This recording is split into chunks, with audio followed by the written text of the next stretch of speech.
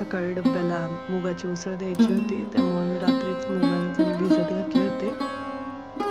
मला टिफिनला सकाळी काय द्यायचं आहे ते मी रात्रीच डिसाईड करून घेते आणि त्यानुसार तयारी पण करून घेते, म्हणजे सकाळी जास्त धावपळ होत नाही. मी इथे घेतलेले एक कांदा, टोमॅटो आणि 2 छोट्या हिरव्या मिरच्या. मी सकाळचा टिफिन आहे ना तो थोडा साधाच देते. जर हेवी दिलं ना मग दुपारचं जेवण करत नाहीत ते, त्यामुळं माझं असं असतं की सकाळी थोडं साधंच द्यावं डब्याला आणि मग दुपारी सोबत जेवण करता येईल.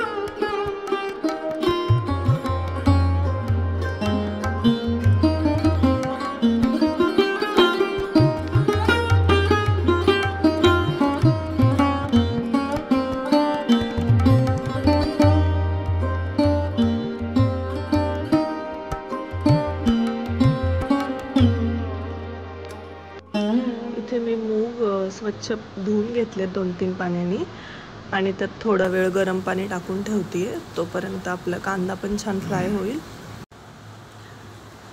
कांदे परतून झालेत आता, त्यानंतर मग मी टोमॅटो ॲड केले. कांद्यांना हलकासा गोल्डन ब्राऊन कलर आल्यावर मग टोमॅटो ॲड करायचे आणि थोडं परतून घेऊन मग त्यात हळद, धने पावडर वगैरे ॲड करून आपण जे गरम पाण्यामध्ये मूग भिजत घातले होते ते पण त्यात टाकायचे. गरम पाण्यात थोड्या वेळ टाकून ठेवले ना मग त्यातले सगळे टॉक्सिन्स निघून जातात. आणि इकडे ना खूप पाऊस असल्यामुळे बॅकग्राऊंडला खूप आवाज पण येत होता पावसाचा.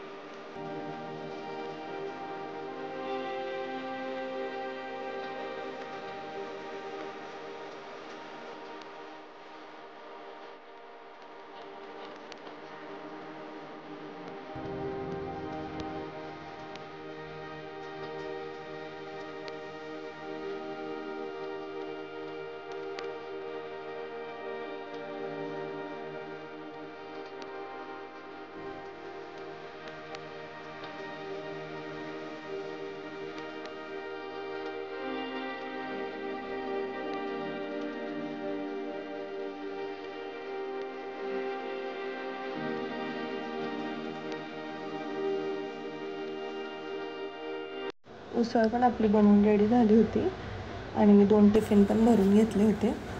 त्यात मी थोडंसं चीज पण वरून ॲड केलं होतं. आणि एका डब्यात आहे ना मी नेहमी काहीतरी वेगळं म्हणजे फ्रूट्स सॅलड, दही असं वेगवेगळं थोडं काहीतरी चेंज म्हणून देत असते. तर मी एका डब्यामध्ये थोडे रात्री ड्रायफ्रूट्स भिजत घातले होते, तर एका डब्यात ते दिले आणि 2 डब्यामध्ये उसळ दिली. तर आपला डब्बा इथं रेडी झालेला आहे पॅक करून.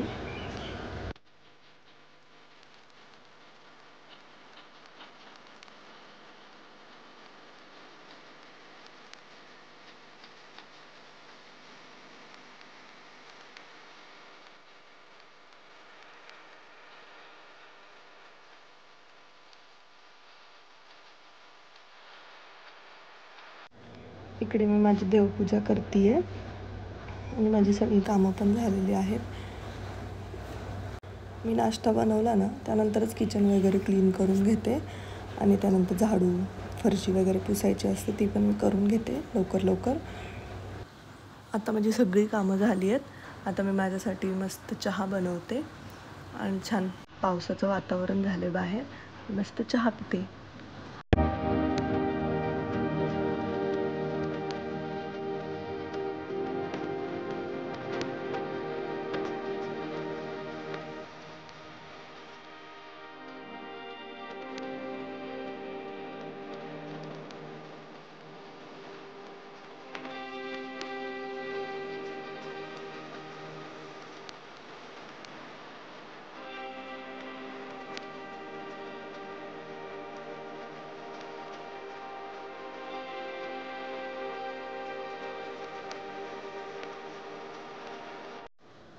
आता आदू पण उठली आहे, तिला पण थोडं बाहेर घेऊन जाते आणि देवासाठी फुलं पण आणायची होती, ती पण घेऊन येते. आणि वातावरण पण खूप मस्त झालं होतं, त्यामुळे तिला पण छान वाटत होतं बाहेर.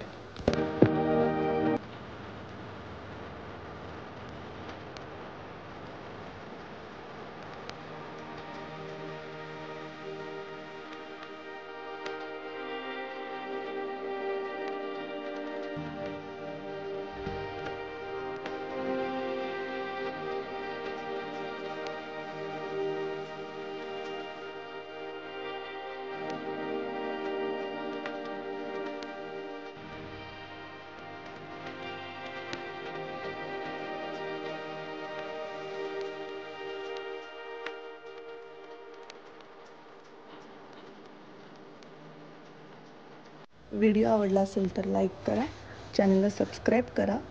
हा माझा पहिलाच व्हिडिओ होता, त्यामुळे जर तुम्हाला सजेशन्स द्यायचे असतील, काही चुकलं असेल तर तुम्ही प्लीज कॉमेंट करून सांगू शकता. भेटूया अजून एका व्हिडिओमध्ये. तोपर्यंत बाय.